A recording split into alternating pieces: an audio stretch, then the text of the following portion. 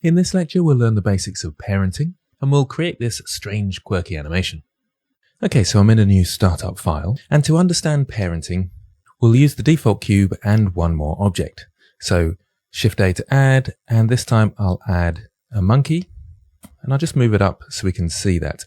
A monkey is quite handy because we can see any rotation that's been added to it, and it looks really cool. Okay, to understand parenting, if I parent the monkey to the cube, any transforms I do to the cube will also affect the monkey. However, any transforms I do to the monkey will not affect the cube.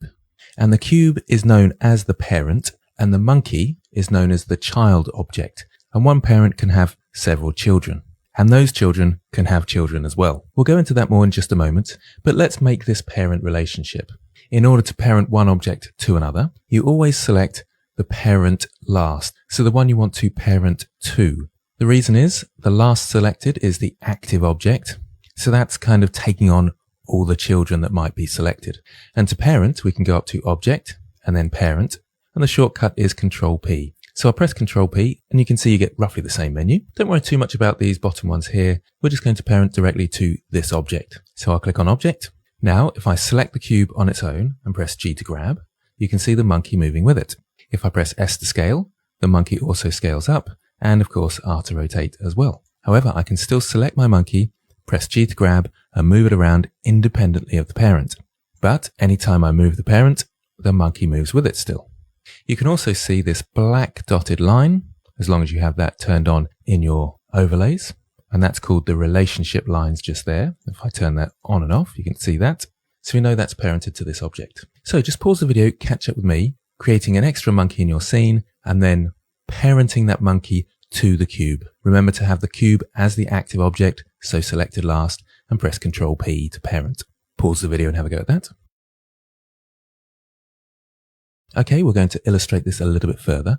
I'll just bring up the timeline so we can see it more easily. I'll do a simple animation to the cube, so I'll press the record button, G to grab in the x-axis and move it across this way. And after 20 frames, I'll move it in the x-axis back over here. Okay, so we've got a very simple animation. I'll just change the animation length so it's easier to see, and press play, so it goes from right to left, and the monkey follows it. So any animation we add to this cube now, the monkey will follow along, but we can also animate the monkey. So let's go back to frame 1, select the monkey, and let's maybe move it just above the cube to start with, and then after 20 frames, it can rotate around like this. How it rotates isn't important, just as long as there's some animation. So if I press play, you can see that monkey rotating around independently of the cube. So children can have their own animation. The best description I've heard of this is a parent with a baby inside them. The baby will obviously go wherever the mum goes because it's inside the mother, but the baby can move around independently inside the mum. Gets a little bit weird because you can have a baby inside the baby that can independently move around as well, but at least it's a good visualization tool. So now's a good time to catch up with me, animating the cube and then animating the monkey so it perhaps rotates around like I have here. Pause the video and have a go at that. So let's add a grandchild this time. I'll deselect all.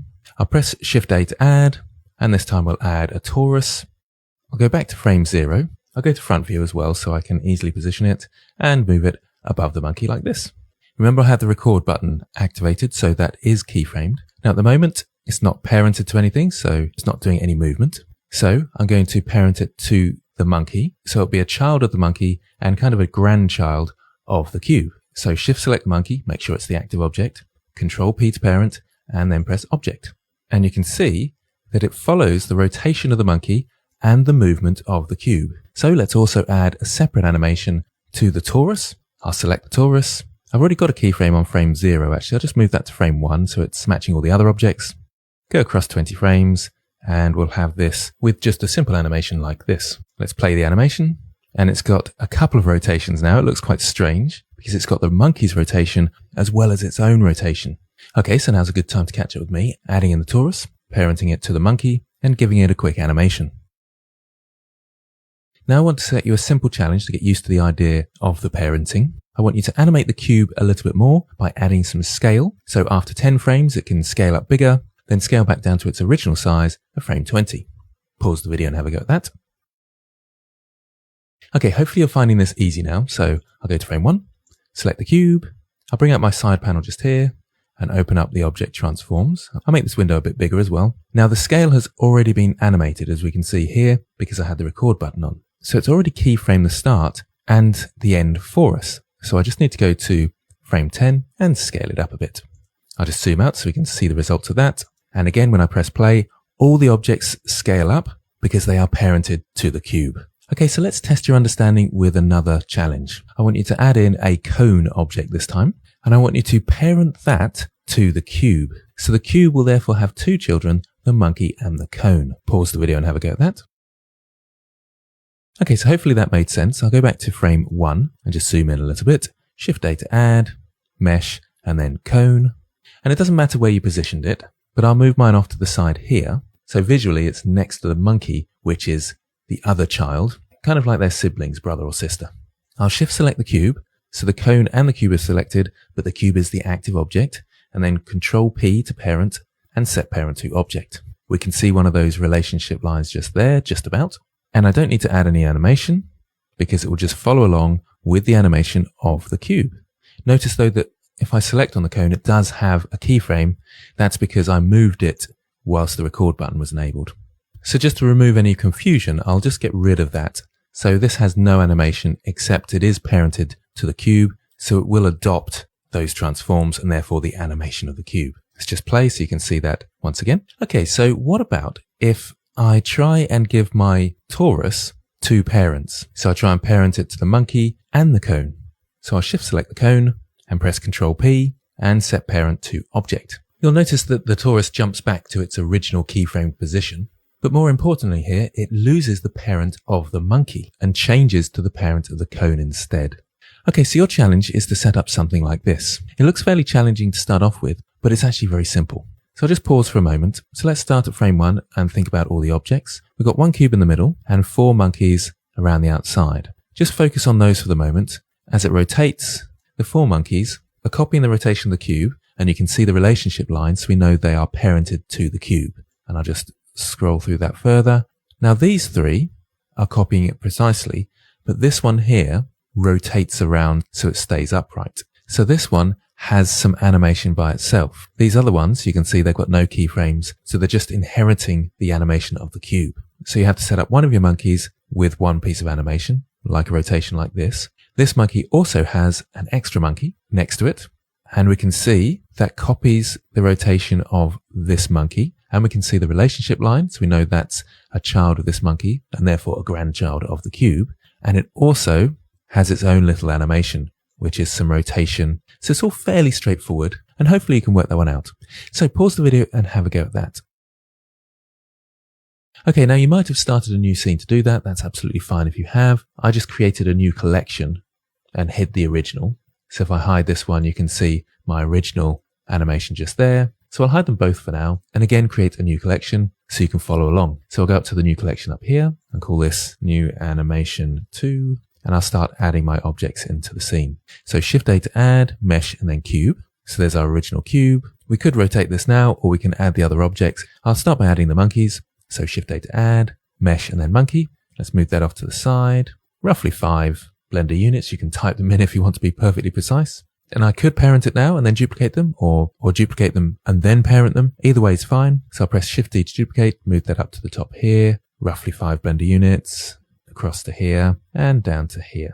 And let's select all these. Select the cube last, so that's going to be the active object, and therefore will become the parent. Control P to parent, set parent to object. And you can just about see the relationship lines there. Okay, we could add the little monkey here, but let's just animate this bit to start with, and then add that in later. So I'll make sure my record button is enabled. I'll select the cube. I'll press R to rotate and left click. So I've keyframed some location. Let's move across 20 frames and then rotate 180 degrees. Press enter and it's keyframed the rotation there. Okay, so we've got that animation there and all our monkeys follow. This one we need to add a bit of animation to as well. So I'll press R and left click to keyframe that, cross 20 frames, and we'll rotate 180 degrees. So it's upright now. I think my original animation was actually going negative 180, but it doesn't matter at all. So we can now see that that's rotating as it goes around and stays upright, which is great. Now we need an extra monkey just next to it. I will duplicate one of these monkeys because I want to talk through the parenting. So Shift-D to duplicate and move it across to the side and scale it down. Now a couple of things. One, it's kept the animation of this one here. So if I animate it, it will rotate around like this. And I moved it off to the side so it keyframed that movement, but it's got the keyframe there of this position. So as not to confuse anything, I'll go back to frame 1, select that monkey and select all the keyframes and delete. So we've got a clean slate, but notice it is still copying the rotation of this cube. If I just move it down really slightly, I'll delete the keyframe in a moment, but you can see it's parented to the cube, not to this monkey yet. So I need to update that. I'll just undo that movement and go back to frame 1. So let's zoom in a bit and select this monkey and this monkey last. So it's the active object, and Control P to parent it to this object instead. And you can see now the relationship line, if I move this, is now to this parent because it can't have two parents. So it changed to this one. I'll just undo that movement so it takes away the keyframe. And let's zoom out and see the effects. We can see it rotates with this monkey because it's a child of that. So I need to rotate this one. So I'll press R and left click so that it sets a keyframe, move across 20 frames and rotate it roughly 360 degrees. Again, I'm being a little bit rough. It doesn't matter too much. Let's see the animation. So it rotates around like this. It's very slightly different, I believe, to my original. Let's just quickly check my original. So that one, yes, I rotated the cube the other way, and therefore the monkey stays as if it's level. So this one doesn't rotate around, whereas on my new one, it's the other direction, which doesn't make too much difference. But for the sake of argument, let's just select the original cube and make it rotate the other way. So we've got no rotation here. After 20, I'll change this to minus 180, and let's see how it affects everything.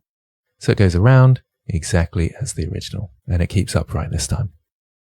So hopefully you got an okay with that, and that gave you a good idea of the parenting system. You don't need to save this scene, but of course, remember to save if you want to keep a record.